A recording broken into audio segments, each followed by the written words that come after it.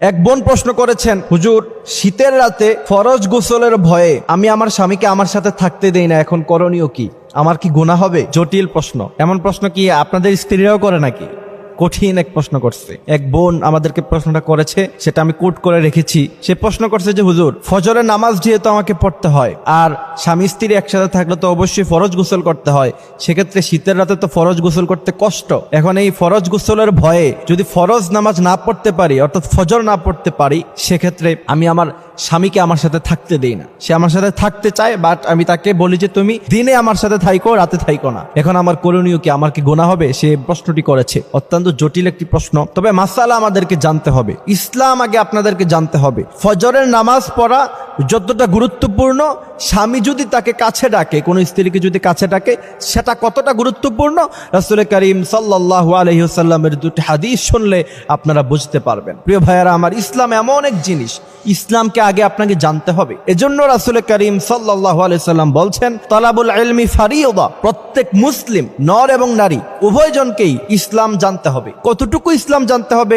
সেটা কিন্তু ব্যাখ্যা মুহাদ্দিসিন কিরামরা বলছেন, যতটুকু দ্বীনে ইলম শিক্ষা করলে পরে দুনিয়াতে ইসলামটাকে সুন্দরভাবে মানতে পারবেন, অতটুকু দ্বীনে ইলম আপনাকে শিক্ষা গ্রহণ করতে হবে। এখন আসেন মূল টপিকে। কোন স্ত্রী যদি তার স্বামীকে রাতের বেলায় ফরজ গোসলের ভয়ে এবং ফজরের নামাজ মিস হয়ে যাবে এজন্য তাকে রাতে যদি একসাথে থাকতে না দেয়, এটা কতটুকু যৌক্তিক সেটা রাসূলের হাদিসের দিকে তাকালে আমরা বুঝতে পারবো। রাসূল করিম সাল্লাল্লাহু আলাইহি ওয়াসাল্লাম বলছেন, পৃথিবীর সমস্ত মেয়ে লোকেরা শোনো, তোমাদের স্বামীদের মর্যাদা এত বেশি আমি দিয়েছি, পৃথিবীতে যদি আল্লাহ সুবহানাহু ওয়া তাআলার পরে অন্য কাউকে সিজদা করা জায়েজ হতো, পৃথিবীর সমস্ত মেয়ে লোককে বলতাম তোমরা তোমাদের স্বামীদের পায়ে সিজদায় লুটিয়ে পড়ো। এই জন্য রাসূল করিম সাল্লাল্লাহু আলাইহি ওয়াসাল্লাম অন্য এক হাদিসের বর্ণনায় বলছেন, তোমাদের কোন স্বামী যদি তোমাদেরকে মিলন করতে অথবা সে তার জরুরতে তোমাদেরকে যদি ডাকে, এমন সময় তোমরা যদি খাবার রান্না করা অবস্থায় থাকো, অর্থাৎ একটা মেয়ে লোকের সবচেয়ে সেনসিটিভ জায়গা কোথায়? যখন সে রান্না করে, যখন সে